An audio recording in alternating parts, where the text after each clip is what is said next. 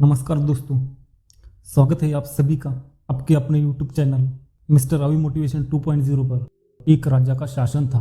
वह राजा बहुत ही शक्तिशाली था। उसके पास सब कुछ था, बेशुमार दौलत थी, अच्छी प्रजा थी जो उसका ख्याल रखती थी, उसके आदेशों का पालन किया करती थी और वह भी अपनी प्रजा का खूब ख्याल रखा करता था। उन्हें कभी किसी चीज की कोई कमी महसूस नहीं होने देता था। कहने को तो राजा के पास सब कुछ था, किसी चीज की कोई कमी नहीं थी, लेकिन उसका मन किसी एक काम पर टिक नहीं पाता था। वह जब भी किसी चीज को करने का प्रयास करता था तो उसका ध्यान कहीं भटक जाता था। इसको लेकर वह बहुत चिंतित रहता था। कई बार वह अपने बगल के राज्य के राजाओं से भी मिला था और सभी ने उसे अलग अलग राय दी। सभी ने उस राजा को अलग अलग तरीके बताए। जो भी तरीके उस राजा ने सुने थे उन तरीकों को उसने अपने जीवन में उतारा, लेकिन उपायों से उसे कुछ कोई लाभ नहीं मिला, जिसके कारण वह हमेशा चिंतित रहता था, परेशान रहता था। कई बार तो रातों को उसे नींद भी नहीं आती थी और वो केवल करवटें बदलता रहता था। एक दिन राजा के कानों तक एक बात पहुंची।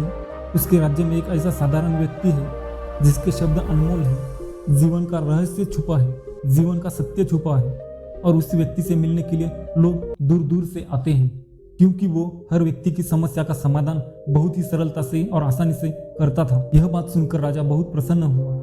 उसे लगा कि अब उसके सवालों का जवाब उसे मिल जाएगा। इतनी तारीफ सुनकर राजा ने यह तय किया कि वह तुरंत ही उससे जाकर उस व्यक्ति से मिलेंगे और उससे यह भी पता चल जाएगा कि जो लोग उनकी तारीफ कर रहे हैं क्या वो सच है या नहीं। अगले दिन सुबह सुबह राजा उस व्यक्ति से मिलने के लिए निकल गया। रास्ता कुछ ज्यादा ही लंबा था, जिस कारण राजा को बीच रास्ते में आराम किया। वहां पर उपस्थित हर कोई उस व्यक्ति के बारे में जानता था। जब राजा ने उनसे उस व्यक्ति के बारे में पूछा तो वो लोग उस साधारण व्यक्ति की खूब तारीफ कर रहे थे। तभी राजा ने सोचा कि यह व्यक्ति बहुत बुद्धिमान है, बहुत ज्ञानी होगा और प्रभावशाली व्यक्ति होगा, अन्यथा हर कोई उसकी तारीफ नहीं करता। जरूर ही उस व्यक्ति में ऐसी कोई बात होगी जिसके कारण हर कोई उन्हें जानता है और उनकी तारीफ कर रहा है। उस व्यक्ति की तारीफ सुनकर राजा के मन में उनसे मिलने की उत्सुकता और अधिक बढ़ गई। वह राजा जल्द से जल्द उस व्यक्ति से मिलना चाहता था, जिसके कारण वह आगे का सफर तय करना शुरू कर देता है।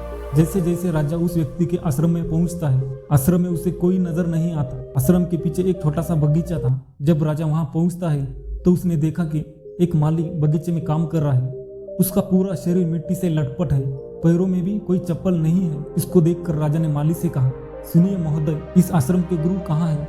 मैं उन्हें मिलने आया हूँ। इस पर वह माली जवाब देते हुए कहता है, श्रीमान आप अंदर बैठिए, मैं उन्हें बुलाता हूँ, वे जल्द ही आपसे मिलेंगे। ये बात सुनकर राजा अंदर कुटिया में जाकर बैठ गए और उसका आश्रम में आने का इंतजार करने लगा। कुछ देर प्रतीक्षा करने के बाद जब असाधारण व्यक्ति उस राजा के सामने पहुंचा तो उसने देखा कि ये तो वही व्यक्ति है जो बगीचे में काम कर रहा था। राजा ने उन्हें नमस्कार किया और बहुत हैरानी से कहा, अरे आप तो वही माली हैं जो बाहर बगीचे में काम कर रहे थे, लेकिन अब की बार तो वो माली एक बौद्ध भिक्षु के रूप में आया था। तभी बौद्ध भिक्षु राजा से कहते हैं, श्रीमान मुझे माफ कीजिए, मैं बगीचा में छोटा सा काम कर रहा था। मैं यहाँ का मालिक हूँ और मैं ही साधारण व्यक्ति हूँ जिसे आप यहाँ इतनी दूर से मिलने आए हैं। कृपया करके अपने आने का कारण बताइए। इस पर राजा उन बौद्ध भिक्षु से कहते हैं, महाराज मैंने सुना है कि आप जैसा व्यक्ति इस पूरे राज्य में नहीं है। मैंने आपकी तारीफ सुनी, मैंने आपके बारे में कई सारी अच्छी बातें सुनी। मैंने यह भी सुना कि आपके पास जो भी आता है समस्या लेकर, उसकी समस्या का समाधान आप अवश्य करते हैं। इसी कारण मैं आज आपसे यहाँ मिलने आया हूँ और मैं आपसे उपदेश चाहता हूँ, लेकिन मेरे मन में एक शंका है। इस पर बौद्ध भिक्षु उस राजा से कहते हैं, कैसी शंका? इस पर राजा कहता है, मैंने बहुत विद्वानों को देखा, बहुत ज्ञानियों को देखा। वे जब चलते हैं तो उनके पास तरह तरह के ज्ञान की किताबें होती हैं। उनके पास ऐसा कोई ज्ञान, कोई संकेत जरूर नजर आता है जिससे यह पता चल सकता है कि वो लोग ज्ञानी हैं।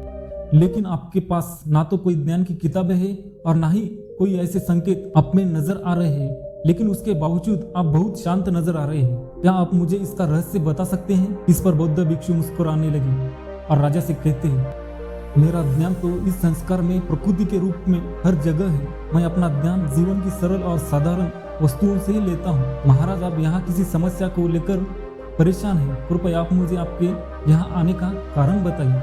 इस पर राजा कहते हैं, हे गुरुवर, मेरा यहाँ आने का कारण यह है कि मैं किसी भी काम को लेकर लंबे समय तक इस कार्य पर अपना ध्यान नहीं लगा पा रहा हूँ। मैं कुछ ही देर में उस कार्य से भटक जाता हूँ। कृपया मुझे अपनी समस्या का समाधान बताइए। मैं इस बात से काफी चिंतित हूँ। बौद्ध भिक्षु ने राजा की चिंता को समझकर कहा, महाराज, आपकी समस्या मुझे आप समझ आ गई है। आप जिस कार्य पर ध्यान नहीं लगा पा रहे हैं उसके लिए मैं आपको एक उपाय बता सकता हूँ, लेकिन आज आपको देर हो चुकी है। आप कल सुबह मुझे मिले, कल समय बहुत ठीक रहेगा। कल सुबह जब आप मुझसे मिलोगे तो मैं आपके सारे सवालों को जवाब दे दूंगा। यह कहकर बौद्ध भिक्षु वापस अपने बगीचे में लौट गया और राजा भी वापस अपने महल में लौट गया। लेकिन सम्राट को रात भर नींद नहीं आई। वह बस यह सोच में खोया रहा कि आखिर बौद्ध भिक्षु मुझे क्या बताने वाले हैं। वह तो मुझे एक साधारण से माली नजर आ रहे हैं, लेकिन जिस तरह से उनका मन शांत था, जिस तरह से वो शांत नजर आ रहे थे, यह बहुत आश्चर्य करने वाली बात है। और रात भर राजा ख्यालों में ही खोया रहा। अगले दिन सुबह सूरज निकलने से ठीक पहले राजा उस आश्रम पर वापस पहुंचा। वहां पर बौद्ध भिक्षु पहले से ही उपस्थित थे। जैसे ही सम्राट वहां पहुंचा, उन बौद्ध भिक्षु ने एक पानी का छोटा सा जग उस सम्राट के हाथों में थमाए हुए कहा, इसे लीजिए और पौधों को धीरे धीरे पानी डालिए। आपके सामने 15 पौधे हैं, इन सभी पर आपको इसी प्रकार पानी डालते चलना है। लेकिन जब आप इस क्रिया को कर रहे होंगे तो उस वक्त मेरी एक बात का अवश्य ध्यान रखेंगे कि आपको इस दौरान कुछ और नहीं करना है, ना सोचना है और ना ही कहीं आपका ध्यान भटकना चाहिए। आप जब इन पौधों को पानी दे रहे होंगे तो आपका पूरा ध्यान केवल इन पौधों पर ही होना चाहिए। यदि इसके बीच आपके मन में कोई विचार आए तो वहीं पर रुक जाओ और दोबारा से पहले पौधे से पानी डालना शुरू कीजिए। और जब आप मेरी बात को मानकर किसी प्रकार सभी 15 पौधों को पानी दे दोगे तब मेरे पास आइएगा, मैं आपके सारे सवालों का जवाब दे दूंगा। राजा ने आज तक ऐसा कोई काम नहीं किया था और उसे यह काम बहुत छोटा सा लग रहा था। उसने पानी के जग से पहले पौधों पर बहुत ही ध्यानपूर्वक पानी दिया और फिर उसने दूसरे पौधे की ओर आगे गए। दूसरे पौधे को भी उसने ध्यानपूर्वक पानी दिया। फिर उसने तीसरे चौथे पौधे पर पानी देना शुरू किया ही था कि उसके मन में तरह तरह के विचार उत्पन्न होने लगे। उसे अपने महल का बगीचा याद आने लगा, जहाँ पर तरह तरह के फूल थे, तरह तरह के पौधे लगाए हुए थे। तभी अचानक उस राजा को बौद्ध भिक्षु की बात याद आ गई कि यदि मन में कोई भी विचार उत्पन्न हो गए तो उसे फिर से पहले पौधे से पानी देना शुरू करना होगा। राजा तुरंत ही पहले पौधों के पास वापस पहुंचा और उसने फिर से पहले पौधे को पानी दिया। दूसरे पौधे को उसने फिर से ध्यानपूर्वक पानी दे दिया। जैसे ही तीसरे पौधे पर पहुंचा, फिर उसके मन में कई तरह के विचार उत्पन्न होने लगे। अब की बार यह सोच रहा था कि पता नहीं मेरे बिना मेरे साम्राज्य का क्या हो रहा होगा। और अब की बार राजा को बहुत क्रोध आने लगा। मैंने सोचा कि आखिर मैं ये छोटा सा कार्य क्यों नहीं कर पा रहा हूँ। वह तुरंत ही फिर से पहले पौधे के पास पहुंचा। उसने अब की बार ध्यानपूर्वक पहले पौधे को पानी दिया, दूसरे पौधे को भी ध्यानपूर्वक पानी दिया। ऐसे करते करते अब की बार राजा करीबन 5 पौधे को ध्यानपूर्वक पानी दे चुका था। लेकिन जब उसने 7वें पौधे को पानी देना शुरू किया, उस पानी को देखकर राजा के मन में नदी के विचार उत्पन्न होने लगे। सम्राट अब बहुत परेशान हो चुका था।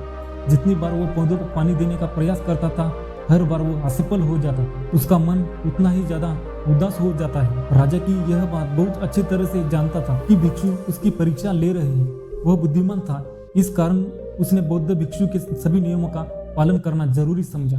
राजा जितनी भी बार कोशिश करता है, वह बार बार असफल हो जाता था। उसका मन उतना ही ज्यादा व्याकुल होता था। ऐसा करते करते सुबह से शाम का वक्त हो चुका था, लेकिन अब तक वह सम्राट 15 पौधों को पानी नहीं दे पाया था। जब बौद्ध भिक्षु लौटकर शाम को वापस अपने आश्रम में लौटे तो उन्होंने देखा कि राजा थक कर हार कर बैठा हुआ है और तरह तरह के बातों में उलझा हुआ है। तभी बौद्ध भिक्षु राजा के पास पहुंचे और कहने लगे, राजन, मैं तुम्हारी ईमानदारी से बहुत खुश हूँ। तुमने अपने कार्य को पूरे मन से और लगन के साथ करने का पूरा प्रयास किया है। इसलिए जो बात मैं तुम्हें अभी बताने जा रहा हूँ उसे ध्यानपूर्वक सुनना और समझने का प्रयास करना। जब हमारा मन विचारों से खाली हो जाता है तब उसमें मन का असली स्वरूप नजर आता है। तब साधारण से साधारण काम भी हमें ज्ञान और शांति दे देता है। इस पर राजा उन बौद्ध भिक्षु से कहता है, महाराज, ये कैसे संभव है? मैं तो जब भी कोई कार्य करता हूँ तो मेरे मन में कई तरह के विचार उत्पन्न होते हैं और मैं उन विचारों में फंसा रहता हूँ और वहां से बाहर निकलने का ना ही कोई मुझे रास्ता नजर आता है। तभी बौद्ध भिक्षु मुस्कुराकर उसे कहते हैं, राजा, तुम 15 पौधों में भी पानी नहीं डाल रहे थे। तुम तो जल्दी जल्दी अपने कार्यों को बस खत्म करना चाहते थे। तुम्हारे मन में यह विचार उत्पन्न हो रहा था कि तुम जल्दी से जल्दी 15 पौधों को पानी दे दोगे और उसके बाद तुम मुझे मिल सको और अपने प्रश्न का उत्तर जान सको। इसी कारण यह कार्य तुम्हें बहुत सा प्रतीत हो रहा था। मानो मैंने तुम्हारे कंधों पर एक बोझ रख दिया हो, और यही कारण है कि तुम अपने आप को इस पल में रोक नहीं पाए। जब हमारे सामने रखा हुआ कार्य बोझ लगता है तो हम उससे बस जैसे तैसे खत्म करना चाहते हैं, और उस काम को करते करते हम पूरा ध्यान उस कार्य पर नहीं दे पाते। किंतु अगर तुम इस पल के महत्व को समझ पाए, इसके महत्व को महत्व दे पाए और केवल पौधों और पानी पर ध्यान देते, तो तुम्हें कोई विचार भी परेशान नहीं कर पाता। इस पर राजा कहता है, महाराज मुझे आपकी सारी बातें समझ आ रही है। मैं जल्दी जल्दी इस कार्य को खत्म करके आपसे मिलना चाहता था, जिस कारण मेरा मन इस कार्य में पूरी तरह से नहीं लग सका। लेकिन यह एक पल है जो जी रहे, उस पल में रहना बहुत कठिन है। क्या मुझे अब इसके लिए कोई तपस्या या कोई तप करना होगा? इस पर बौद्ध भिक्षु राजा से मुस्कुरा कर एक बार फिर कहते हैं, जिस शांत मन की तलाश तुम कर रहे हो, वह शांत मन पहले से ही तुम्हारे अंदर मौजूद है। वह तो पहले से ही, इसके लिए तुम्हें कहीं भी जाने की कोई भी आवश्यकता नहीं है, और ना ही तुम्हें कई शांत जगह की जाने की आवश्यकता है। इसके लिए कुछ जरूरी है तो अपनी सांसों पर ध्यान देना। इसलिए अपनी सांसों पर ध्यान देना सीखो। हम किस तरह से सांस ले रहे हैं और किस तरह से त्याग रहे हैं, इस बात को देखने और समझने का प्रयास करो। तब तुम्हें यह समझ आएगा कि तुम्हारा साथ सांसों के साथ ही बना हुआ है। उसके बाद तुम चाहो तो कोई भी कार्य करते वक्त अपनी सांसों पर ध्यान दे सकते हो। जब तुम कहीं चल रहे हो, कोई ऐसा कार्य कर रहे हो, तो तुम्हें अपनी सांसों पर ध्यान देना चाहिए, या कोई भी ऐसी क्रिया जो तुम्हें वर्तमान से बांधे रखे। इसका और एक तरीका है, 2-4 मिनट अपने आसपास प्रकृति के पर गौर करो। देखो कि क्या चल रहा है तुम्हारे आसपास। इससे तुम वर्तमान में आ जाओगे। फिर तुम अपने कार्य को जल्दी जल्दी बस यूं ही खत्म नहीं करके उसे पूरे मन से करने का प्रयास करोगे, जिससे तुम्हारा मन एकाग्र होगा। और जब तुम्हारा मन एकाग्र होगा तो तुम्हें चाहे कोई भी कार्य क्यों ना करो, फिर चाहे वो छोटा हो या बड़ा, तुम्हारा मन उसमें पूरी तरह से विलीन हो जाएगा, और वह कार्य तुम्हें शांत और ज्ञान प्रदान करेगा। ऐसे समय हमारे मन में किसी प्रकार के कोई उत्पन्न विचार नहीं हो पाते, और हमारे भीतर की जो शांति है वो प्रकट होने लगेगी। इससे तुम मग्न हो जाओगे। इससे तुम्हें चाहे आनंद कह सकते हो या फिर वर्तमान में जीना कह सकते हो, और यह व्यवस्था सरलता से प्राप्त भी कर सकते हो। बस तुम्हें केवल अभ्यास करना होगा। बौद्ध भिक्षु राजा से कहते हैं, जो मन मुश्किलों में शांत रहता है, मुश्किलों से भागता नहीं है, केवल सचेत रहता है, वह हर मन परेशानी को पार कर सकता है, वो हर दुविधा को बाहर निकल सकता है। राजा को बौद्ध भिक्षु की यह सारी बातें समझ आ चुकी थी। उसने उन बौद्ध भिक्षु को प्रणाम किया और वहां से वापस अपने राजमहल में लौट आया। उसने अपने सांसों पर ध्यान देना शुरू किया, और धीरे धीरे इस निरंतर अभ्यास के कारण अपने हर कार्य को ध्यान और मन लगाकर कर रहा था, जिससे उसे असीम शांति मिल रही थी, और छोटे छोटे कार्यों से भी वो ज्ञान प्राप्त कर रहा था। इसलिए दोस्तों, कभी भी किस कार्य को बोझ मानकर मत कीजिए, क्योंकि यदि आप उसे बोझ मानेंगे तो जल्दी जल्दी आप उसे अपने ऊपर से उतारने का प्रयास करेंगे, अर्थात उसे जल्दी जल्दी खत्म करने का प्रयास करेंगे। लेकिन इस प्रयास के दौरान आप जो भी कार्य करेंगे वह पूरे मन और लगन के साथ नहीं हो पाएगा, और ऐसे में आपको उस कार्य को जो अंजाम देना चाहते हो सकता है कि आप उसे अंजाम भी ना दे सको, और इसी कारण आपके मन में तनाव भी पैदा हो जाता है। हम चिंतित रहने लगते हैं और परेशान भी रहने लगते हैं, क्योंकि जो अंजाम हम उस कार्य को देना चाहते थे वह अंजाम उस कार्य को हम नहीं दे पाते। और हमसे अधिकांश लोग यही गलतियां करते हैं।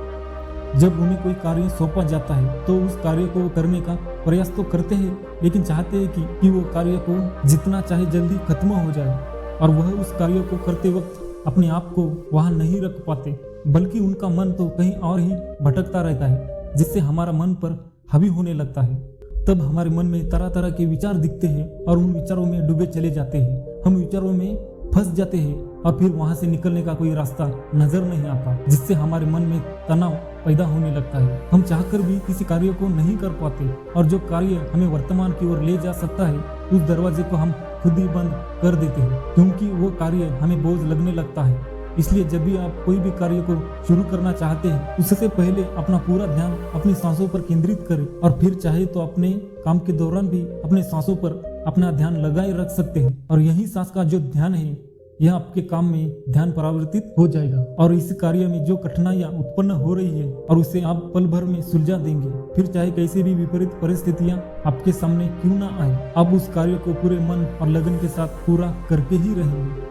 दोस्तों, उम्मीद है कि आपने आज के इस वीडियो से जरूर कुछ ना कुछ सीखा होगा। तो वीडियो को अपने दोस्तों के साथ शेयर करना ना भूलें, और हमें सपोर्ट करने के लिए हमारे चैनल को सब्सक्राइब भी जरूर करें। मिलते हैं एक नए वीडियो के साथ, तब तक के लिए धन्यवाद।